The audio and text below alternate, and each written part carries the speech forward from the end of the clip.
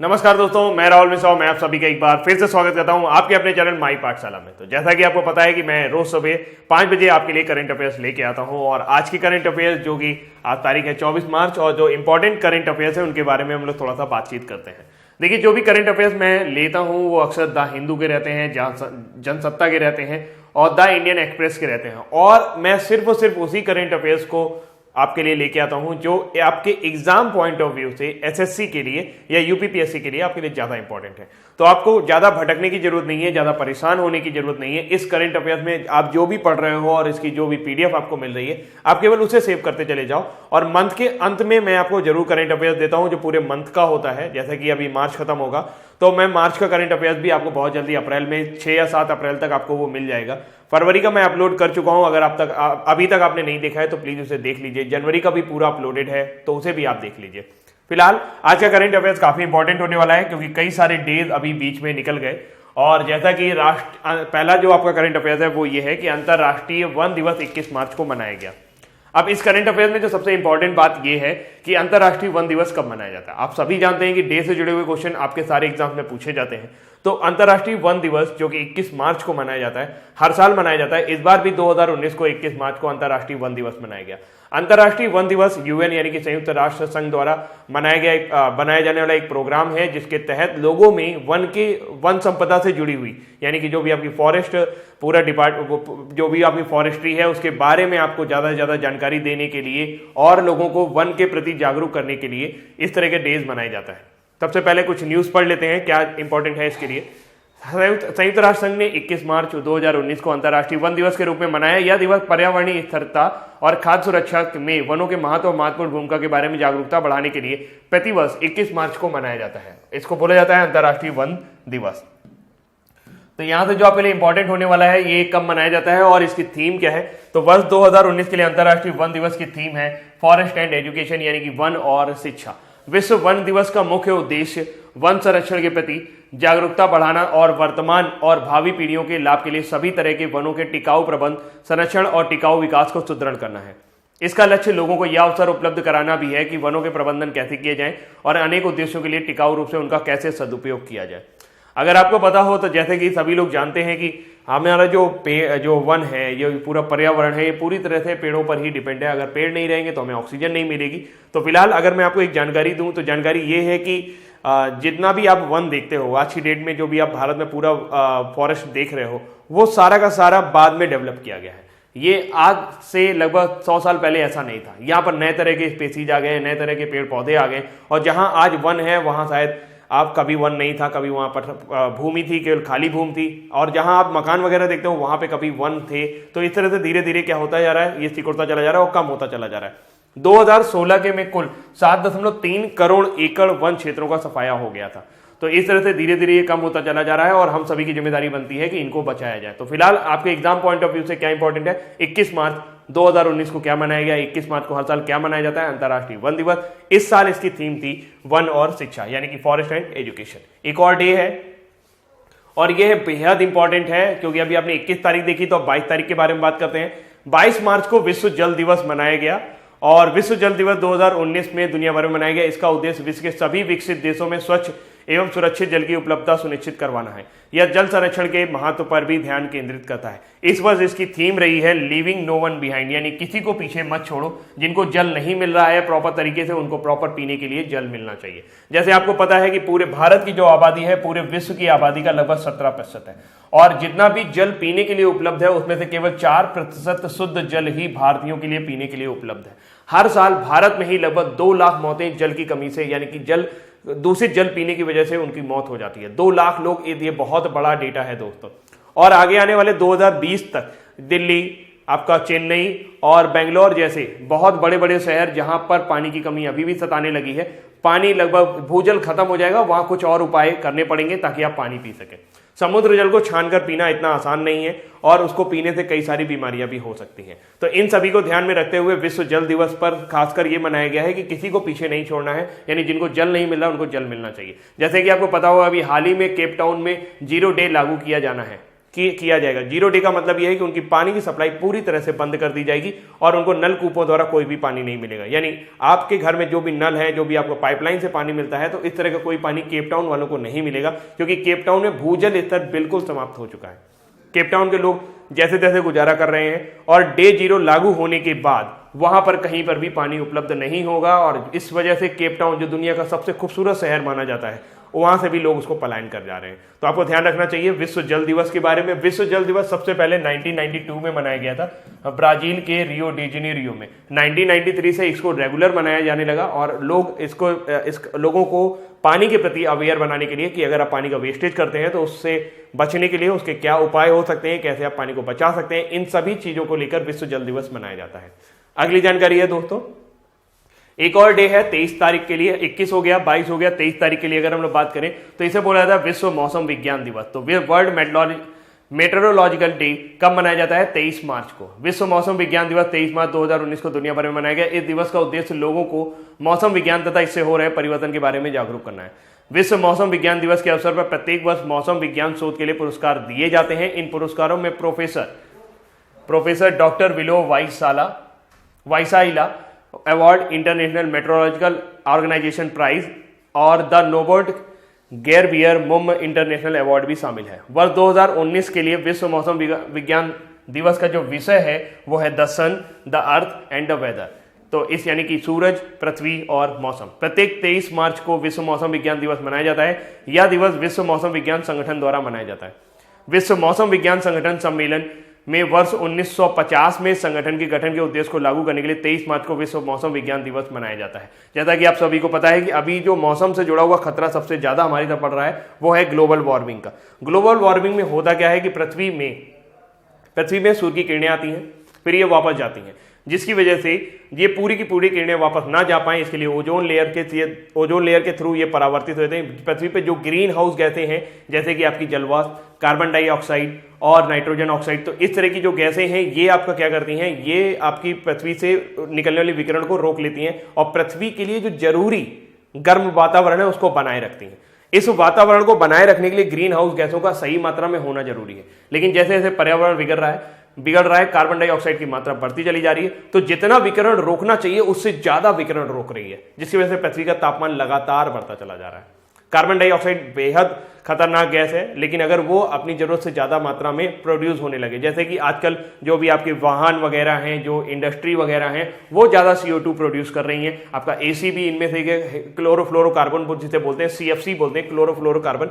तो ये भी जो गैसेज हैं जो AC से, एयर कंडीशन से आपके निकलती हैं, तो अगर आप एयर कंडीशनर वगैरह का यूज करते हैं तो आप कहीं ना कहीं पर्यावरण को नुकसान पहुंचा रहे हैं और प्रॉपर तरीके से, अच्छे तरीके से नुकसान पहुंचा रहे हैं। और इस चीजों से बचने के लिए बहुत बचना जरूरी है, नहीं तो क्या होगा कि ग्लोबल वार्मिंग होगी। पृथ्वी का टेम्परेचर 1 डिग्री सेंटीग्रेड बढ़ चुका है और अगर ये 2 या 3 डिग्री सेंटीग्रेड तक और बढ़ जाता है तो जितने भी ग्लेशियर हैं वो सारे पिघल जाएंगे और समुद्र में जल का स्तर बढ़ जाएगा। समुद्र में जल का स्तर बढ़ने से क्या होगा दोस्तों? समुद्र में जल के स्तर बढ़ने से जो कोस्टल एरियाज हैं वो सारे डूब जाएंगे और हमारे पास जमीन की कमी होने लगेगी और भी इसके बहुत सारे बुरे प्रभाव हमें देखने को मिल सकते हैं। तो फिलहाल आपको जो याद रखना है कि 23 मार्च को क्या मनाया जाता है? विश्व मौसम विज्ञान दिवस।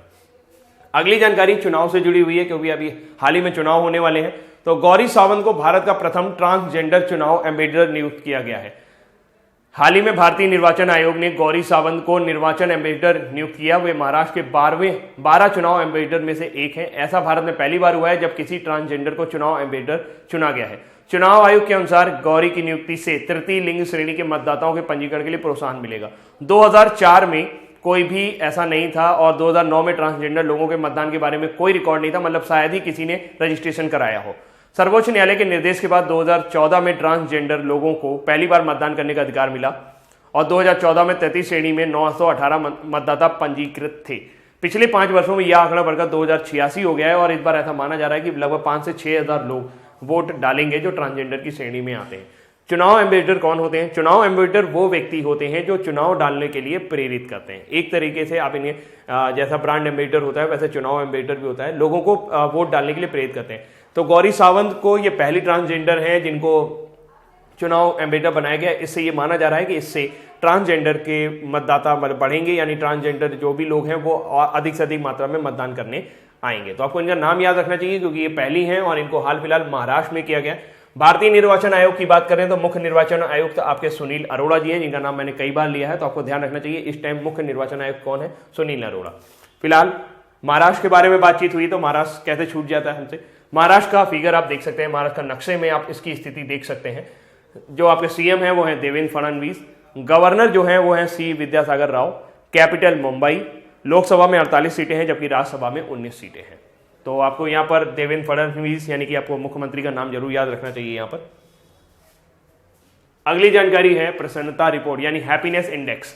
हैप्पीनेस इंडेक्स में भारत 7 स्थान नीचे फिसल गया है और फिनलैंड जो है वो सबसे खुशहाल देश है। बुरी खबर यह है कि पाकिस्तान हमसे ऊपर है, यानी पाकिस्तान ज्यादा खुशहाल देश है, वहां के लोगों के अंदर हैप्पीनेस इंडेक्स ज्यादा है। इसका वजह ऐसे भी हो सकती है कि पाकिस्तान की जो आबादी है वो काफी कम है भारत की तुलना में, तो ये भी आप ले सकते हैं। लेकिन फिलहाल अभी जो रिपोर्ट निकली है संयुक्त राष्ट्र यूएन की विश्व प्रसन्नता रिपोर्ट यानी कि वर्ल्ड हैप्पीनेस रिपोर्ट 2019 के मुताबिक भारत खुशहाल देशों की सूची में पिछले साल के मुकाबले 7 स्थान से गिर के कौन से स्थान पर पहुंच गया, 140वें स्थान पर पहुंच गया। आज के जितने भी करंट अफेयर्स हैं आज सारे इंपॉर्टेंट हैं, अभी तक सारी स्लाइड इंपॉर्टेंट थी और ये स्लाइड भी इंपॉर्टेंट है। इस सूची में 156 देशों को शामिल किया गया। अब 156 में हम हैं भाई 140 पे, बहुत बुरी हालत है, ज्यादा खुश रहा करिए। जिसमें फिनलैंड लगातार दूसरी बार शीर्ष पर है। प्रसन्नता रिपोर्ट सामान्यतः प्रति व्यक्ति आय यानी कि पर कैपिटा इनकम, जीडीपी यानी कि ग्रॉस डोमेस्टिक प्रोडक्ट, स्वास्थ्य, सामाजिक सहयोग, आपसी विश्वास, जीवन संबंधी निर्णय लेने की क्षमता और उदारता जैसे संकेतकों पर तैयार की जाती है। हर साल स्थितियां विश्व स्तर पर बदल जाती हैं। इस रिपोर्ट में लगातार दूसरी बार फिनलैंड शीर्ष स्थान को प्राप्त हुआ है। फिनलैंड के बाद डेनमार्क है, फिनलैंड के बाद 1 नंबर पर फिनलैंड, 2 नंबर पर डेनमार्क, 3 नंबर पर नॉर्वे, 4 नंबर पर आइसलैंड और 5 नंबर पर नीदरलैंड को स्थान प्राप्त हुआ है। इस रिपोर्ट में यूनाइटेड किंगडम को 15वां स्थान प्राप्त हुआ है, जिसे पिछले साल 18वां मिला था। जर्मनी को 17वां, जो कि पिछली बार भी 17वें था, और अमेरिका को 19वां, जो पिछली बार 18वां स्थान प्राप्त हुआ है। इस रिपोर्ट में जापान 98वें स्थान पर है और पिछले वर्ष ये 54वें स्थान पर था। रूस 68वें स्थान पर है, पिछले वर्ष ये 59वें स्थान पर था और चीन को 93वां स्थान मिला है जबकि पिछले वर्ष ये 86वें स्थान पर था। तो ऐसा नहीं कि भारत की रैंकिंग गिरी है, बहुत सारे अच्छे देशों की भी रैंकिंग गिरी है। भारतीय रैंकिंग भी इस बार गिरावट हुई है। पिछले वर्ष भारत को 133वां स्थान प्राप्त हुआ था और इस साल इसे 140वां स्थान प्राप्त हुआ है। तो ये जानकारी आपको ध्यान रखनी है, ये पेपर में पूछा जा सकता है कि वर्ल्ड हैप्पीनेस इंडेक्स में भारत का कौन सा स्थान है, तो आपको ये 140 याद रखना होगा। पिछले साल क्या था, 133, कितना गिरा है, 7 अंक गिर गया है। ठीक, चलिए अगली जानकारी की ओर बढ़ते हैं। अगली जानकारी है सीबीएसई। सीबीएसई आप सभी समझते होंगे, central board of secondary education यानी कि केंद्रीय माध्यमिक शिक्षा बोर्ड ने अभी अपना एक शिक्षा वाणी करके एक ऐप लॉन्च किया है। इस ऐप की खासियत यह है कि इसके जरिए मूल्यांकन शुरू हो चुका है। सीबीएसई की आपने पेपर वगैरह देख चुके होंगे, जो भी 12वीं के स्टूडेंट्स हैं, तो इनका मूल्यांकन शुरू हो चुका है। उस मूल्यांकन का प्रॉपर सिग्निफिकेंस यानी कि जो दिशा निर्देश है वो टीचरों को दिए गए हैं और वो इस ऐप के माध्यम से दिए गए। फिलहाल आम आदमी के लिए ये ऐप क्यों यूजफुल है, जो भी स्टूडेंट्स हैं या जो भी पेरेंट्स हैं, तो सीबीएसई से जुड़ी हुई सही जानकारियां और एकदम तुरंत जानकारियां उनको मिल पाएंगी। फिलहाल हम लोग थोड़ा सा पढ़ लेते हैं। हाल ही में केंद्रीय माध्यमिक शिक्षा बोर्ड ने शिक्षा वाणी नामक एक ऐप लॉन्च किया है। तो किस नाम से लॉन्च किया है, शिक्षा वाणी। इस ऐप के माध्यम से छात्रों और उनके अभिभावकों को महत्वपूर्ण सूचनाएं मिल पाएंगी। यह एक किस्म का पॉडकास्ट ऐप है। इस ऐप को गूगल प्ले स्टोर से डाउनलोड कर सकते हैं। केंद्रीय माध्यमिक शिक्षा बोर्ड देश में सार्वजनिक तथा निजी स्कूलों के लिए एक राष्ट्रीय स्तर का शिक्षा बोर्ड है। सीबीएसई के अगर निदेशक की हम बात करें तो सीबीएसई के जो निदेशक हैं वो है अनीता करवाल।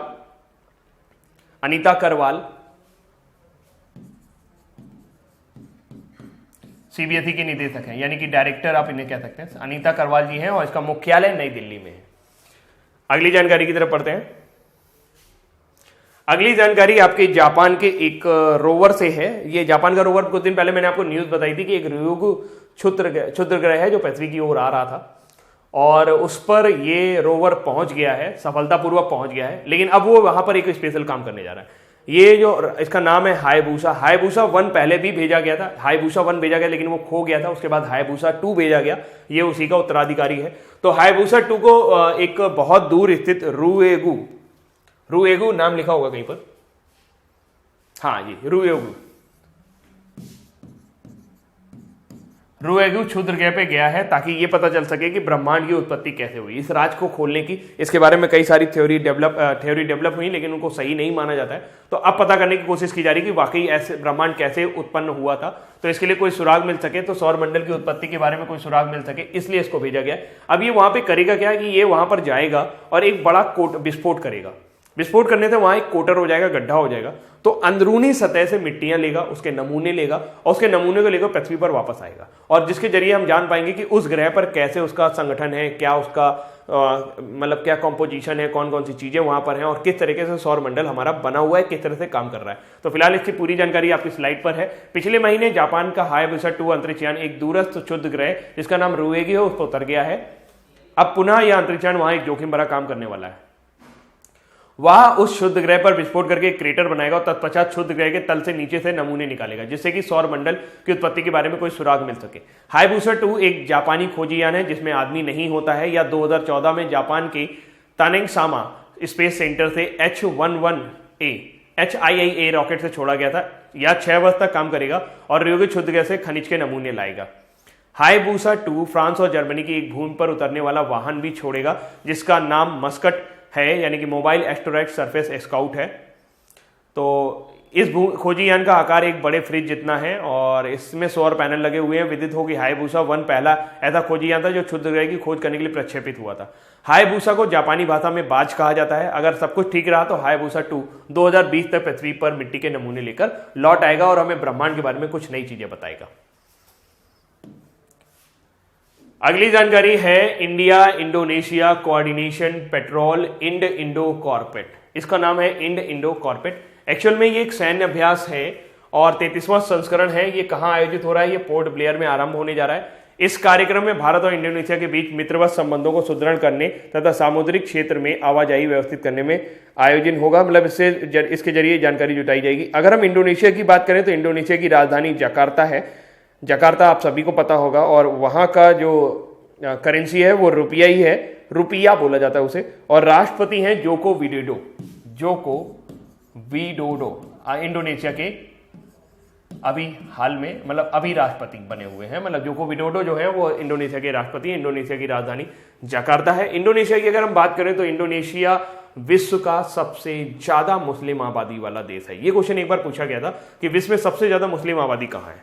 भारत, पाकिस्तान, सऊदी अरब, इंडोनेशिया। तो दोस्तों उसका सही आंसर इंडोनेशिया था। तो आपको याद रखना, इंडोनेशिया के बारे में ये फैक्ट आपको याद रखना चाहिए कि इंडोनेशिया का जो सबसे इंपॉर्टेंट फैक्ट है वो ये कि इंडोनेशिया में सबसे ज्यादा मुस्लिम आबादी रहती है। शुरू में ये हिंदू राष्ट्र था, बाद में बौद्ध था, लेकिन मुगलों के आक्रमण की वजह से और अफगानों के आक्रमण की वजह से वहां पे मुस्लिम बसते चले गए और धीरे धीरे वो पूरा का पूरा मुस्लिम कंट्री बन गया है, मोहम्मडन कंट्री बन गया है। इंडोनेशिया का सबसे फेमस शहर है बाली। बाली आपने काफी सारा नाम सुना होगा। बाली बहुत सुंदर शहर है, कई सारे लोग वहां पे घूमने वगैरह भी जाते हैं। तो इंडोनेशिया की राजधानी जकार्ता, उसके राष्ट्रपति जोको विडोडो। और हाल ही में अभी एक सैन्य अभ्यास चलेगा, नौसेना अभ्यास होगा जिसके जरिए समुद्र पर भारत और इंडोनेशिया के बीच में सामंजस्य बैठे।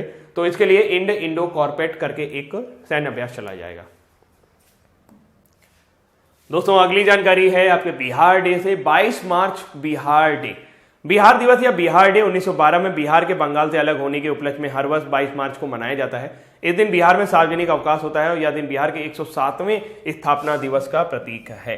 तो देखिए 1912 में हुआ क्या था कि जब अंग्रेजों ने क्या किया था कि बंगाल प्रेसिडेंसी से बिहार को अलग कर दिया था, उसको अवध प्रेसिडेंसी में शामिल करा दिया था।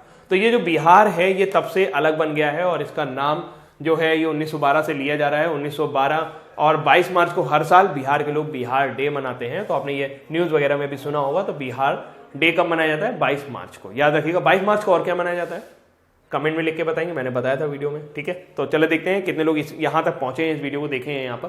तो फिलहाल अभी आपको क्या करना है, आपको बताना है कि 22 मार्च को और कौन सा दिवस मनाया जाता है, उसकी थीम इस बार क्या है। अगर आपने ध्यान से देखा होगा तो आपको याद आ जाएगा। फिलहाल अगर बिहार की बात करें तो बिहार के अभी जो मुख्यमंत्री हैं वो है नीतीश कुमार और गवर्नर हैं लालजी टंडन। कैपिटल इसकी पटना है। लोकसभा में 40 सीटें हैं और राज्यसभा में 16 सीटें हैं। तो बिहार के बारे में जानकारी आपने देख ली। और ये उत्तर प्रदेश से लगा हुआ एक आपका राज्य है और उसके नीचे बिहार के नीचे झारखंड है आपका। तो इस तरह से आपको मैप में भी थोड़ा सा इसको देखना चाहिए कि बिहार कहां पर है। अगली जानकारी है कजाकिस्तान की राजधानी अस्ताना का नाम बदल दिया गया। देखिए पहले कजाकिस्तान की राजधानी अलमाती थी, फिर अलमाती से जो वहां पे नूर सुल्तान जी थे नजर आयब जो वहां पे राष्ट्रपति थे, उन्होंने अलमाती से उसकी राजधानी को बदल के अस्ताना कर दिया था। अब अस्ताना का नाम बदला जा रहा है। तो अस्ताना का नाम क्या होगा? अस्ताना का नया नाम होगा नूर सुल्तान नजरबायव। कजाकिस्तान की संसद ने 20 मार्च 2019 को देश के लंबे समय से राष्ट्रपति रहे नूर सुल्तान नजरबायेव के सम्मान में राजधानी अस्ताना का नाम बदलकर नूर सुल्तान करने की सर्वसम्मति से फैसला लिया है। अभी मैंने कुछ दिन पहले ही आपको बताया था कि नूर सुल्तान जी ने अपना राष्ट्रपति पद से इस्तीफा दे दिया। एक्चुअल में जब ये सोवियत संघ से अलग हुआ था कजाकिस्तान, तो कजाकिस्तान एक ऐसी कंट्री थी जो गरीब मानी जाती थी और ये कबालियों का देश था, यानी कि जो हिंद की पूरी राजनीति थी, जो भी पूरा इनका परिपाटी थी, वो पूरा हिंसा पर आधारित था।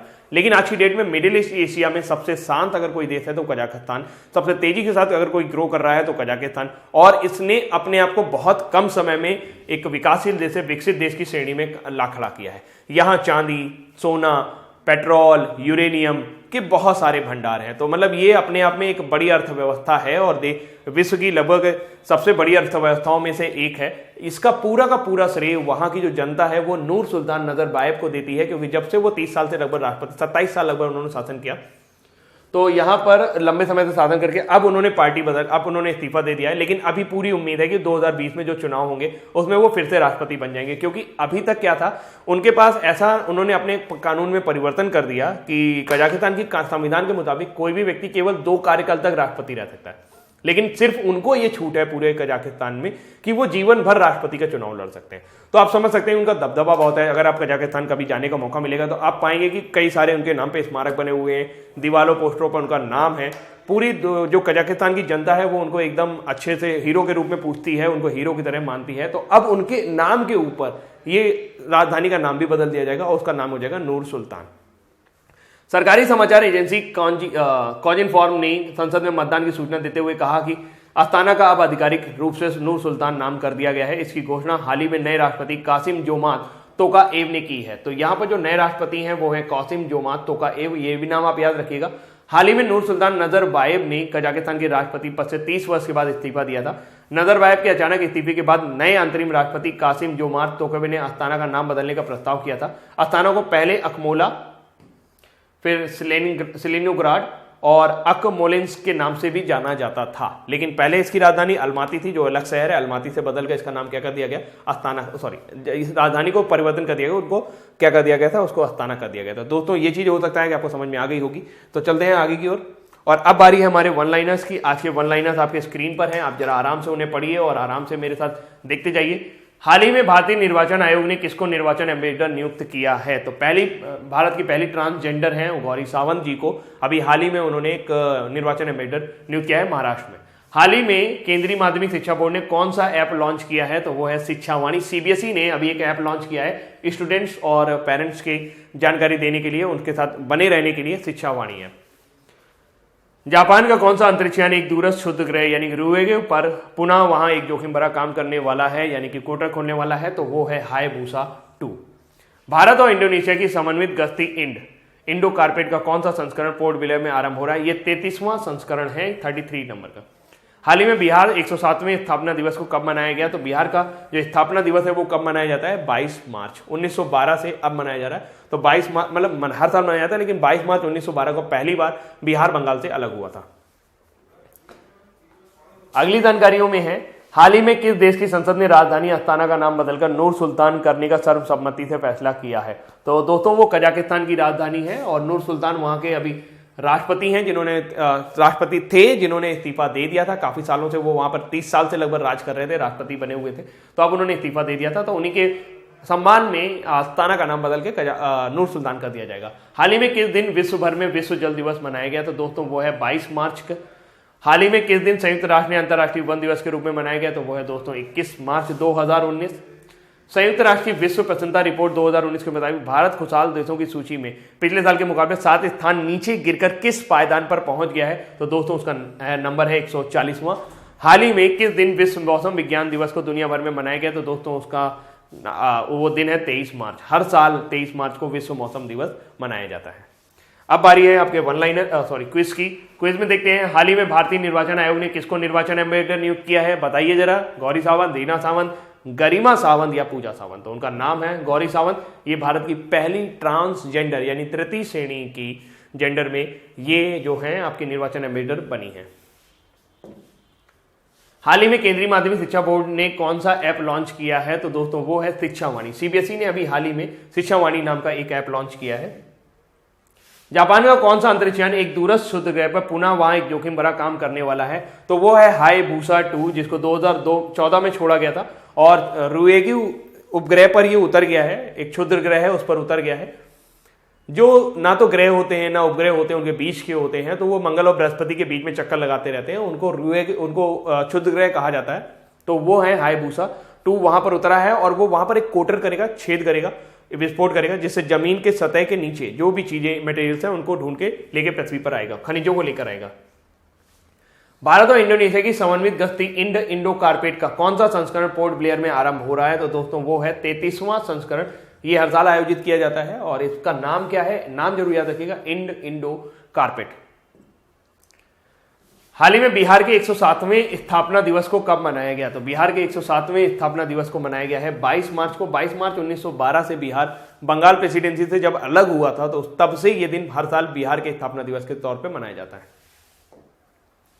हाल ही में किस देश की संसद ने राजधानी अस्ताना का नाम बदलकर नूर सुल्तान करने का सर्वसम्मति से फैसला किया है? तो वो है आपके कजाकिस्तान। अब कजाकिस्तान की राजधानी का नाम अस्ताना नहीं होगा, उसका नाम होगा नूर सुल्तान, और उनके जो भी राष्ट्रपति थे उनके सम्मान में ऐसा किया जा रहा है। हाल ही में किस दिन विश्व भर में विश्व जल दिवस मनाया गया? तो विश्व जल दिवस हर साल 21 मार्च को मनाया जाता है। तो हाल ही में 21 मार्च 2019 को विश्व जल दिवस मनाया गया, 22 मार्च को। जल दिवस हर साल 22 मार्च को मनाया जाता है और इसी दिन बिहार दिवस भी मनाया जाता है। हाल ही में किस दिन संयुक्त राष्ट्र ने अंतर्राष्ट्रीय वन दिवस के रूप में मनाया गया? तो हाल ही में संयुक्त राष्ट्र ने अंतर्राष्ट्रीय वन दिवस आपका 21 मार्च को मनाया है। तो ये हो गया आपका 21 मार्च को आपका अंतर्राष्ट्रीय वन दिवस। संयुक्त राष्ट्र की विश्व प्रसन्नता रिपोर्ट 2019 के मुताबिक भारत खुशहाल देशों की सूची में पिछले साल के मुकाबले 7 स्थान गिरकर किस पायदान पर पहुंच गया है? तो दोस्तों वो है 140वें स्थान पर। पिछले साल इसका स्थान 133 था। फिनलैंड इसमें सर्वोच्च स्थान पर है। हाल ही में किस दिन विश्व मौसम विज्ञान दिवस को दुनिया भर में मनाया गया? तो विश्व मौसम विज्ञान दिवस को हर साल 23 मार्च को मनाया जाता है। Then the right answer will be 23 March. और दोस्तों इस तरह से आज के करंट अफेयर्स आपके खत्म हो गए हैं और उम्मीद करता हूं ये करंट अफेयर्स आपको पसंद आ रहे होंगे। अगर आपको पसंद आ रहे हैं तो प्लीज इसे लाइक, शेयर और सब्सक्राइब करना ना भूलिए। आपके सुझाव आमंत्रित हैं। सारे जो भी आप सजेशन देना चाहते हैं वो आप कमेंट बॉक्स में लिखें, मैं उसको जरूर इंप्लीमेंट करूंगा। तो अभी के लिए इतने रखते हैं। Thank you so much, bye bye.